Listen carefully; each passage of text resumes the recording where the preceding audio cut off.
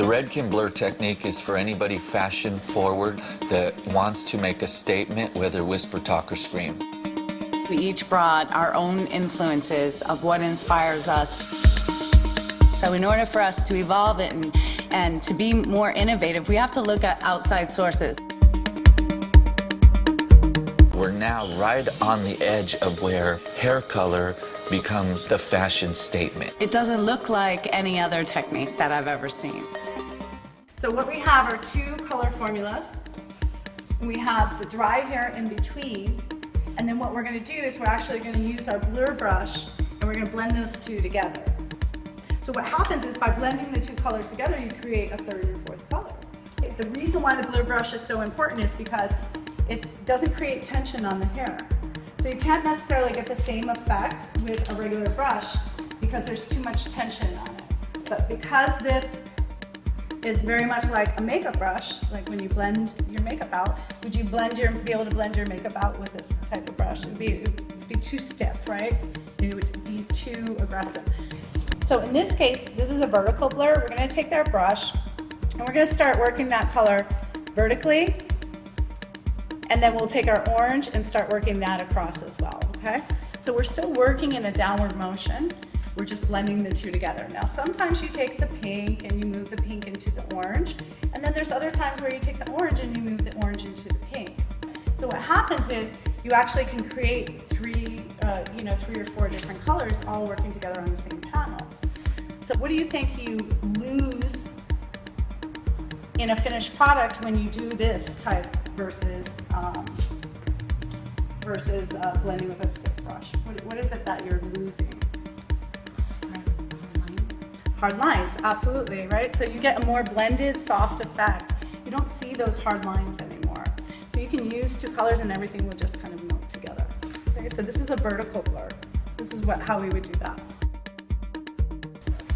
We would apply our color here.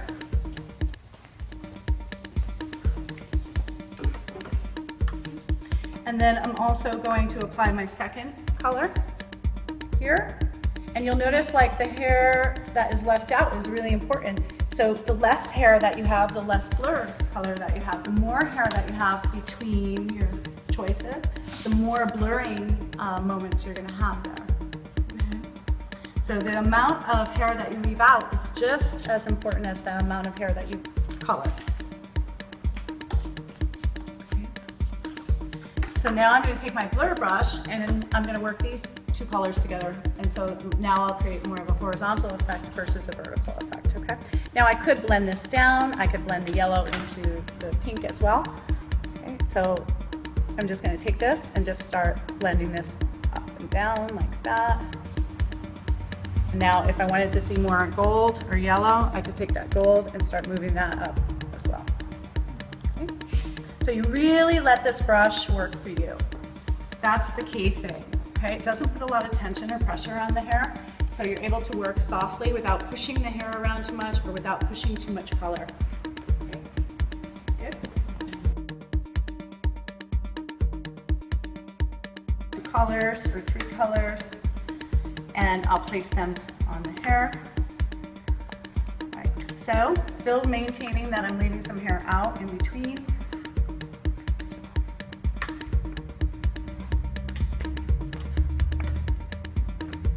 Kind of, you know, like Bob Ross, happy little cloud.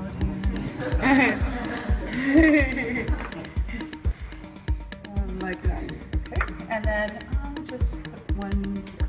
And then what we can do is we can work across. We can start blending this across. Okay, we can come down and blend. Now here's the thing: you don't want to overwork it too much either. Okay, because what's going to happen is you lose those blending moments, right? You lose that. So if you blend too much, then you're just going to mix them all together.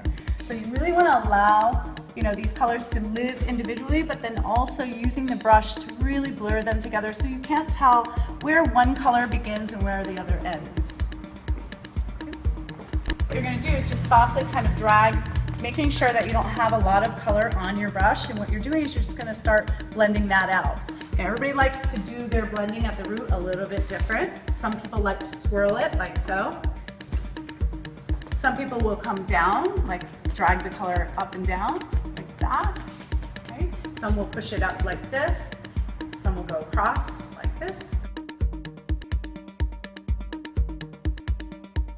So, you know, you'll find your way. Here's a great way to start working with the blur brush is when you're doing your highlights, your retouches and your highlights, and you have that line, you know what I'm talking about? You can start using the blur brush just to blend, just to get the feel of it.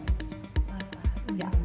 So you don't get those really hard lines in there anymore. The key thing is saturation. If I came down too far and resaturated my brush and then came back up here, I'm not gonna get that change, that gradient, you know, that change in where it goes from more saturated to less saturated. The less saturated it is, the softer it's gonna be.